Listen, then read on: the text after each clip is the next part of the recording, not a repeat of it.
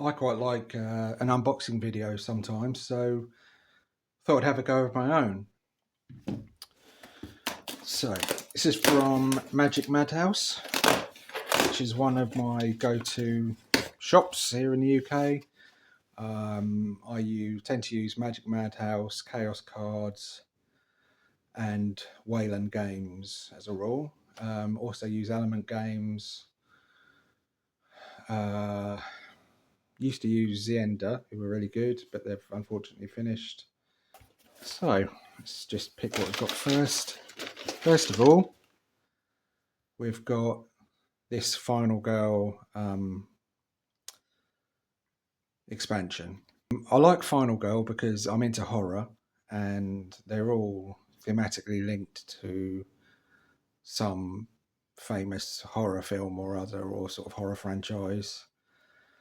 I had Final Girl before and sold what I had. Not sure why. It was one of those stages where I was, oh, I'm not playing this too much, and I think I've got all I can out of it, and then just sold it. But it's one of the regrets, Sometimes you sell a board game and regret it, and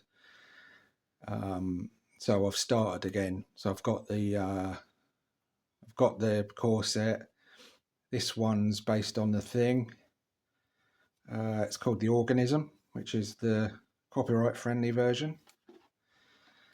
And if for people that don't know, Final Girl's a solo game where you play as the final girl in a horror film, and you can mix and match the what we call villains, monsters, and the location, and some other kind of little bits and bobs that you can change. There's smaller expansions you can add in, so there's quite a lot of variety.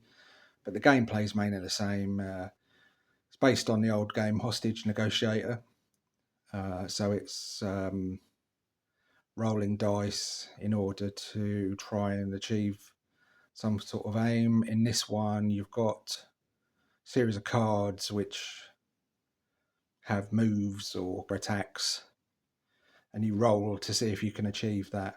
So in that sort of way, it's a bit like an RPG. It's got that sort of element. Nice and easy to get to grips with. Each expansion has got its different sort of flavour, slightly different rules. But the good thing about it is once you know the core game, which you can pick up quite easily, you can then have a different twist on it. I would say that possibly the ones I've played haven't got enough of variation, and one of the things I don't like about this kind of game is that it's too small, and that's kind of why I bounced off of the Tiny Epic games as well. Like the games, so in Tiny Epic Zombies was brilliant, but it was just too small and fiddly for me. So if you've got sausage fingers like me, it's a bit of a challenge. But this one's not quite as fiddly as that. So yeah, Final Girl expansion. Looking forward to that one. I did have this before, by the way. It's a repeat purchase. At the moment, I've got another couple, which is Camp Happy Trails. Got that one, which is quite good as a starter. And this one's not even opened yet, but I've got the Razor Face because I'm well into Hellraiser. So had to get that one, but I haven't actually played it yet. Looking forward to that one. Next up, let's see if I can, is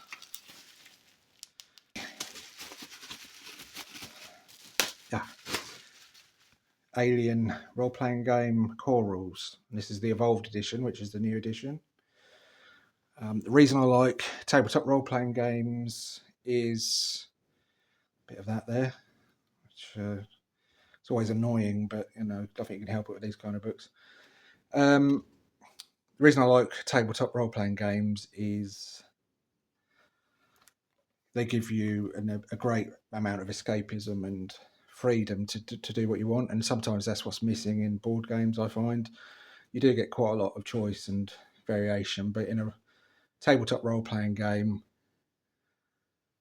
you're able to have a lot more freedom, and if you've got a good I know them as keeper, but dungeon master or whatever, you can have loads of fun, and it's a real unique experience. I exclusively play online on Roll20, the format, which is really good.